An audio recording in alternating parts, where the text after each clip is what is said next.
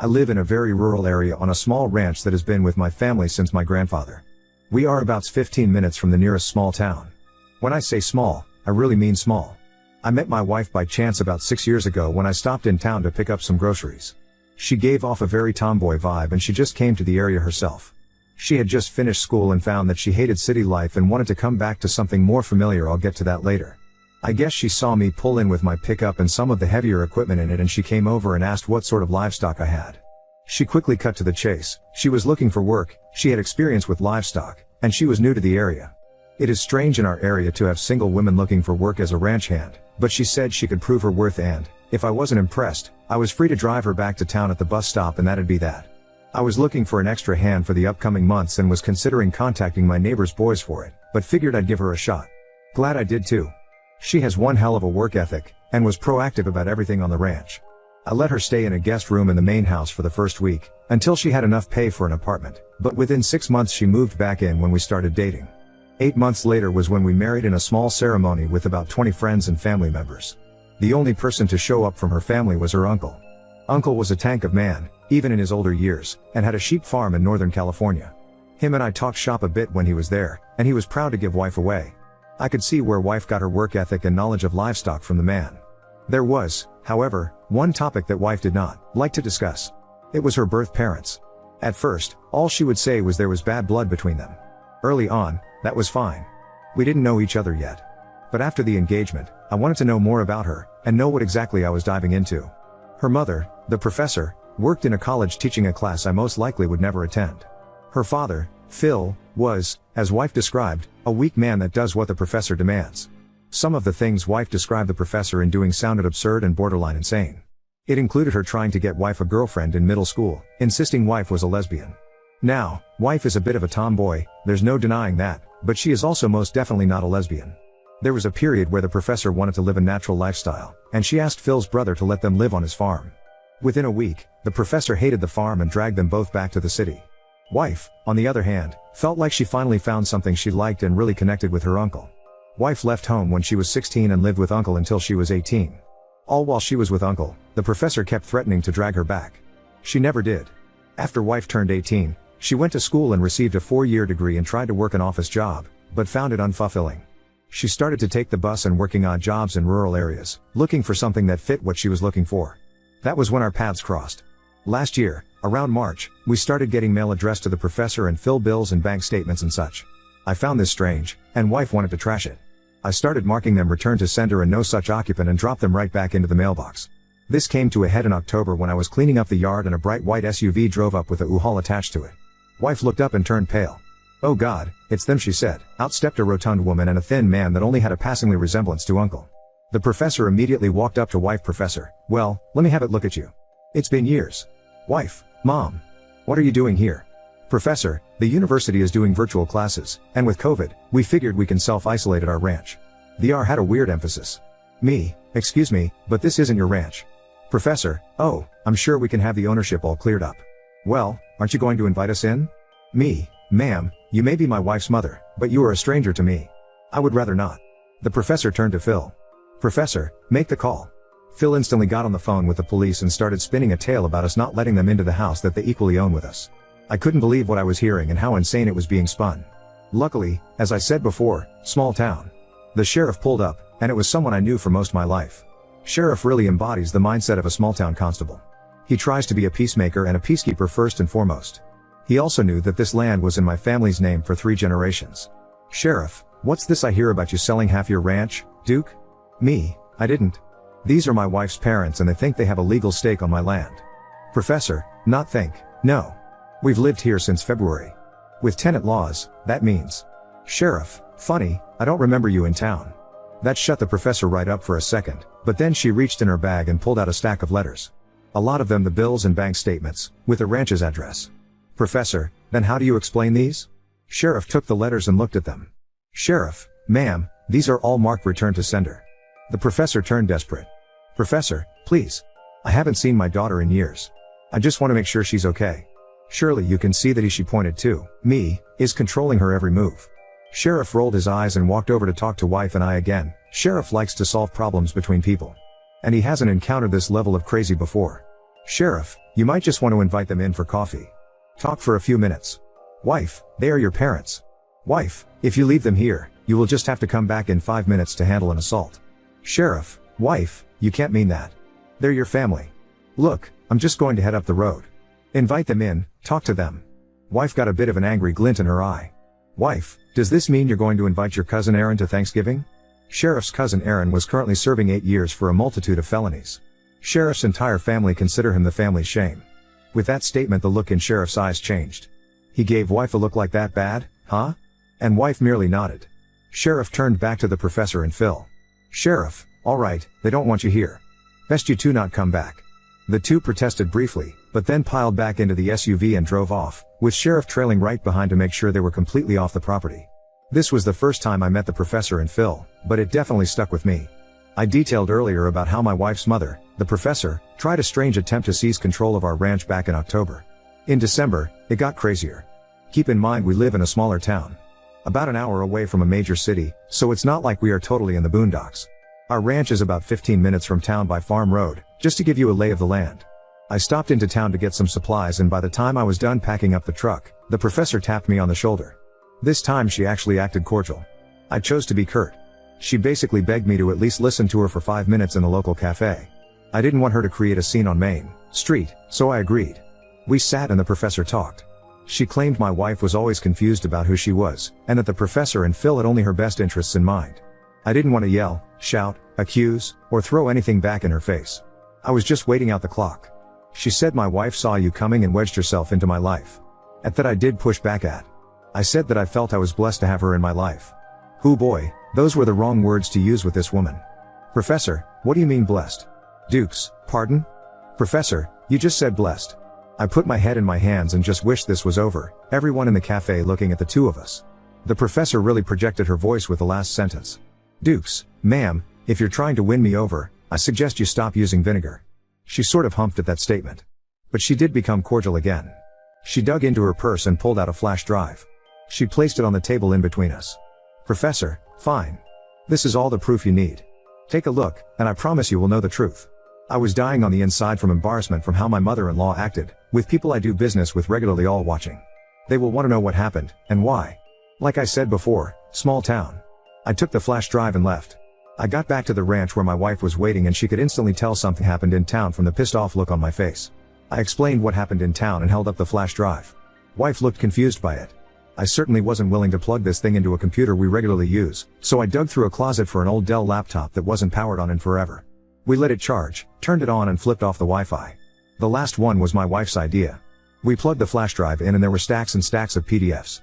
I am still not sure how to describe what was in them. It was a, I guess, journal? A college paper? Thesis? Study? With my wife as the subject. I'm not even sure what the point of it was, or what the professor was testing on her own flesh and blood. It detailed her first playing with toy dump trucks when she was a child to dressing in overalls during the brief time they lived with her uncle together. All if it cold, detached, and, as my wife put it, clinical. Wife was referred to as subject throughout. It was bizarre. And I'm still not sure what the point of it was. My wife looked disgusted at the PDFs and insisted we burn the drive. Which we did in the fire pit. That was the last time we heard from the professor. My wife thinks more is coming. First I want to say wife is doing fine. She's more amused than scared or angry, but I can tell when she feels a need to be guarded. We did install a new camera pointed directly down at the gate and I'm keeping it locked. I said in the comments we had a FaceTime call with my wife's uncle to see if we could get more insight last night. At first, her uncle gave very short answers. Stuff like yeah, sounds like her and sounds about right. He's very much a don't speak ill of others type of man.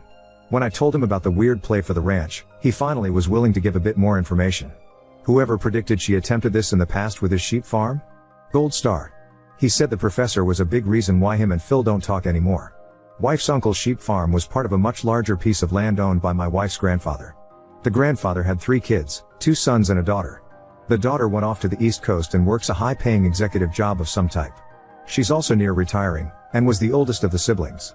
The grandfather split his property into 3 slices when he died. His daughter sold her part to uncle for almost nothing. She didn't want rural property nor has she made a claim for it, and knew uncle wanted to keep the farm going. The other son, or M.Y. Phil, sort of kept ownership but gave permission for uncle to keep using it. That was until he wanted to go to an expensive university. He sold his part of the land to uncle for a good chunk of change. Uncle got to keep all of grandfather's land in one piece.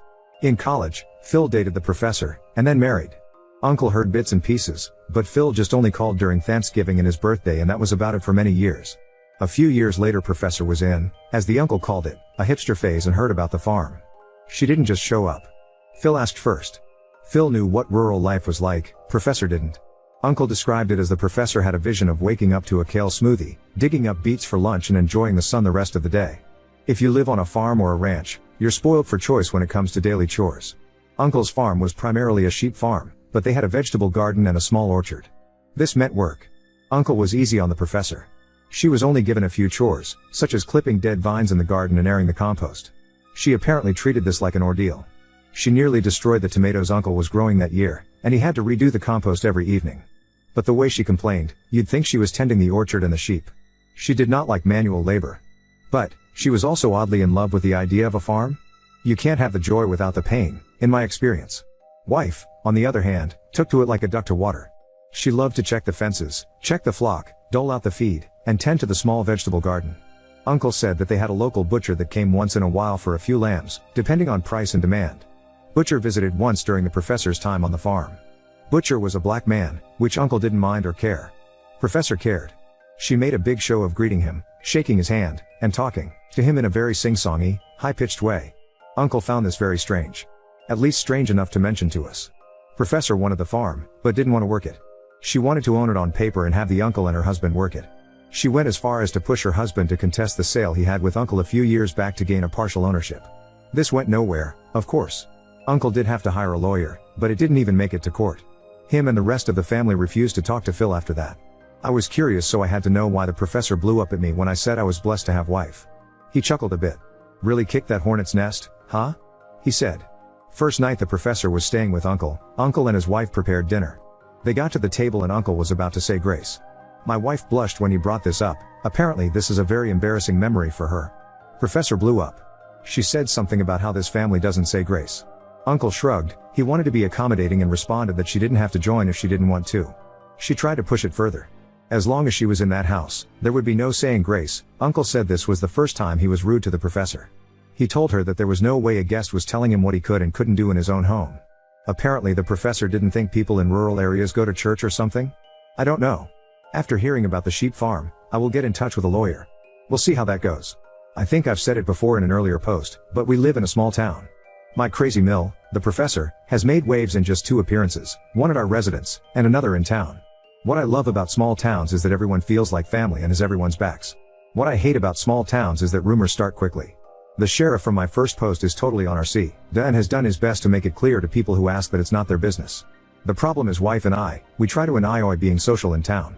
Before COVID, we went to church often and participated in potlucks. I hired my neighbor's boys for the summer several times to help around the ranch. We love being social.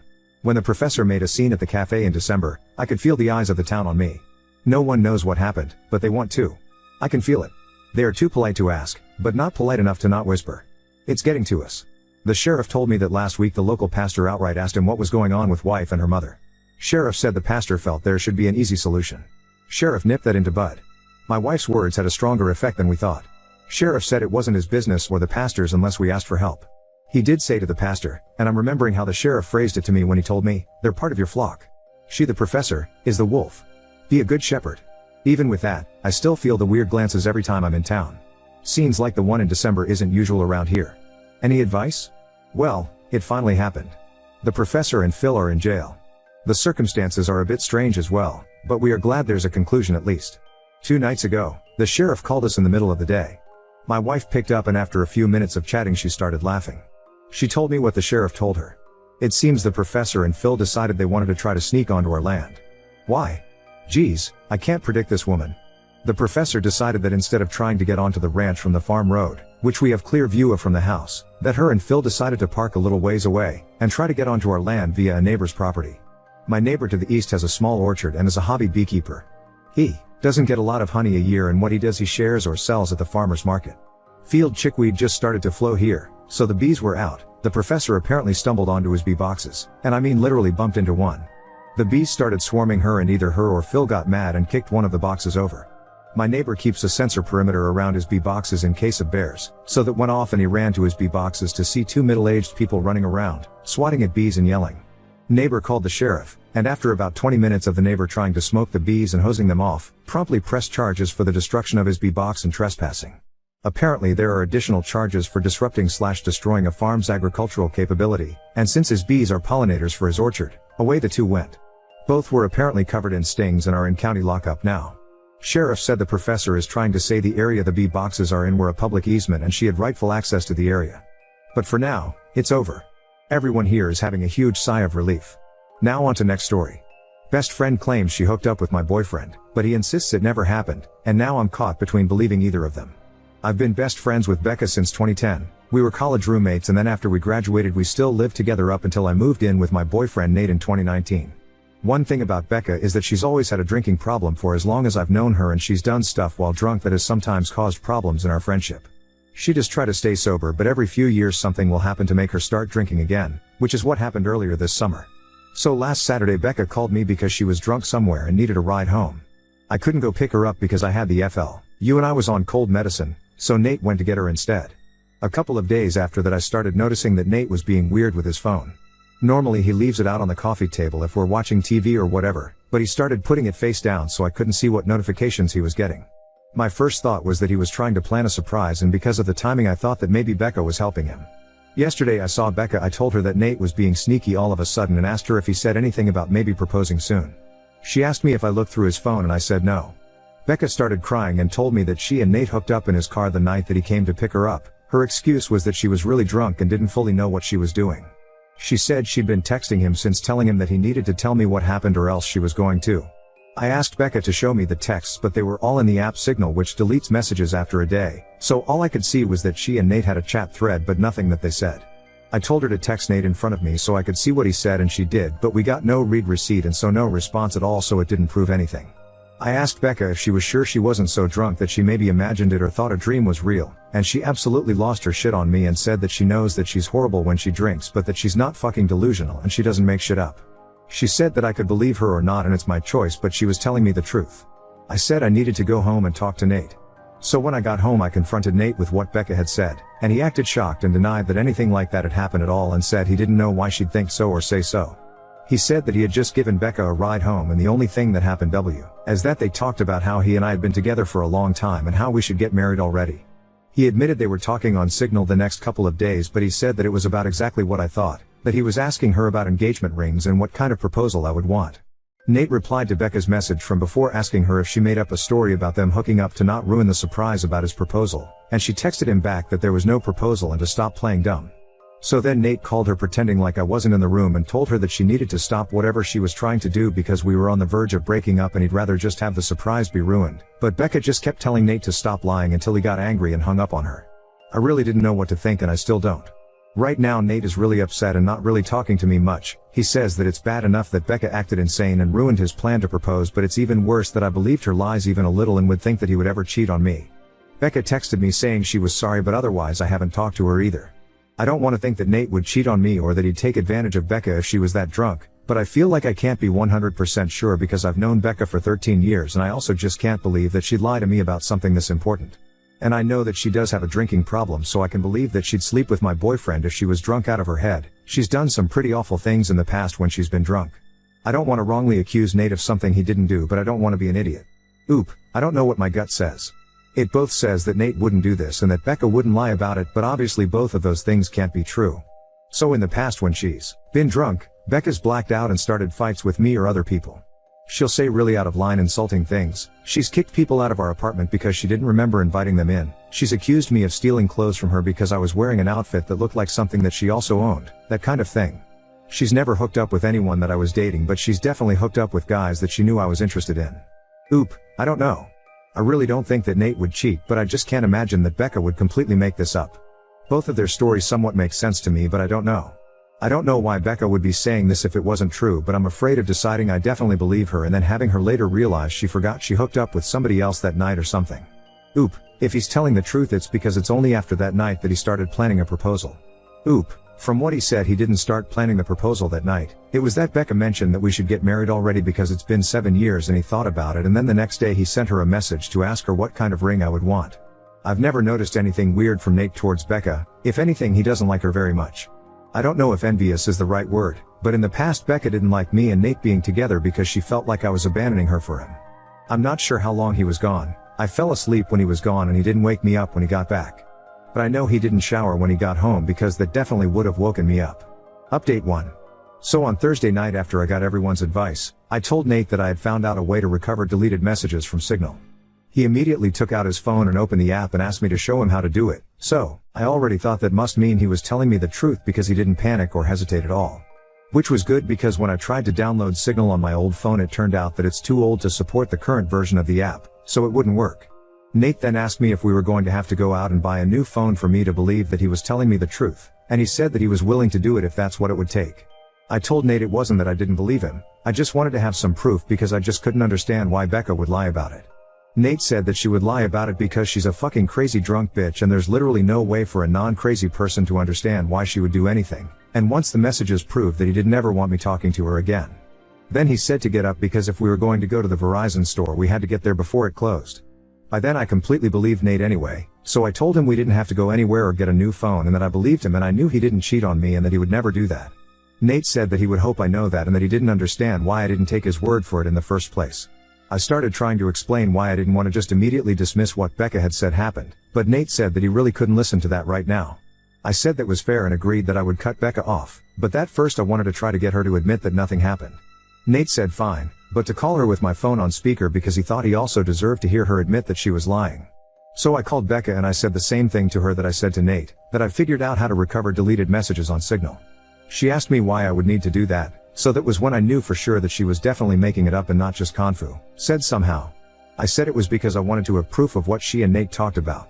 Becca asked me if I saw their messages, so I lied and said yes. After that Becca just went silent until finally I asked her if she was going to say anything. Then she asked me if that meant that we were engaged now.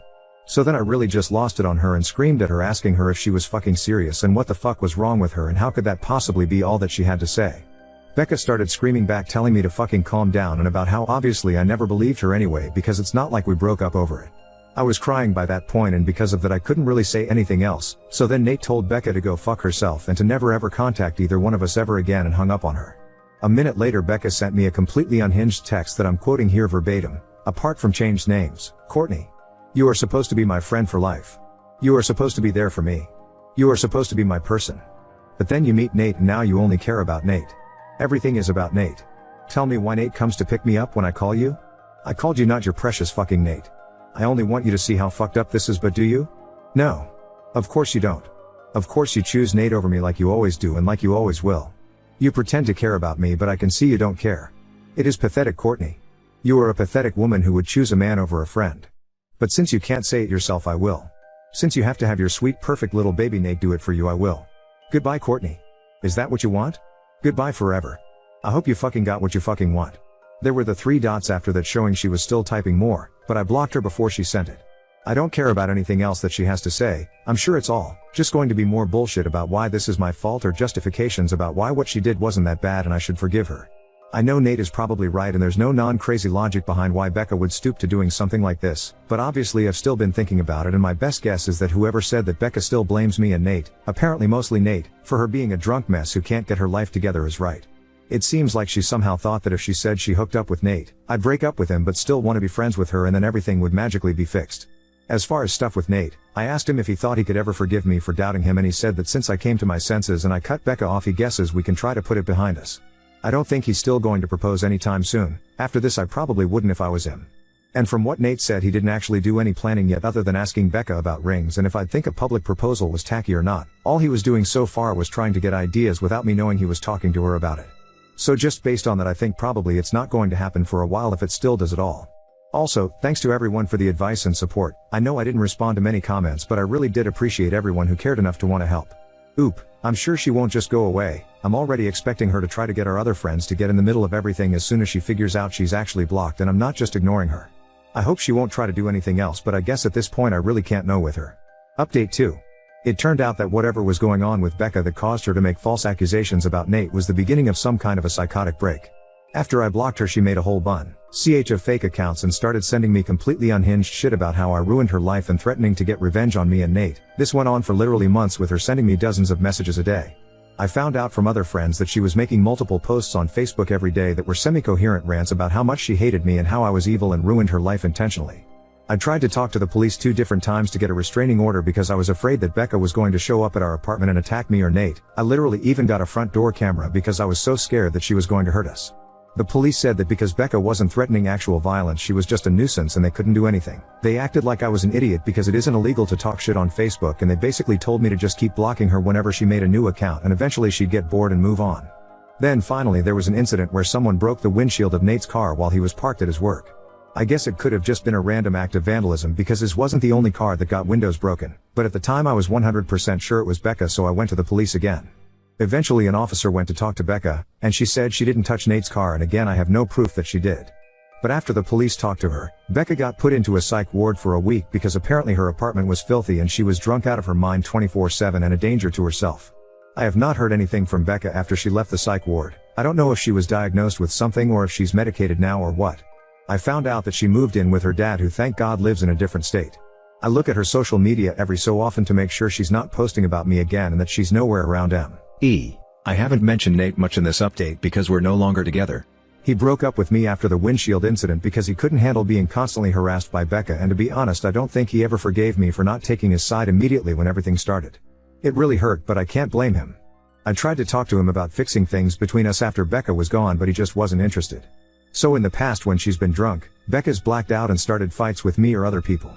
She'll say really out of line insulting things. She's kicked people out of our apartment because she didn't remember inviting them in. She's accused me of stealing clothes from her because I was wearing an outfit that looked like something that she also owned, that kind of thing. She's never hooked up with anyone that I was dating, but she's definitely hooked up with guys that she knew I was interested in.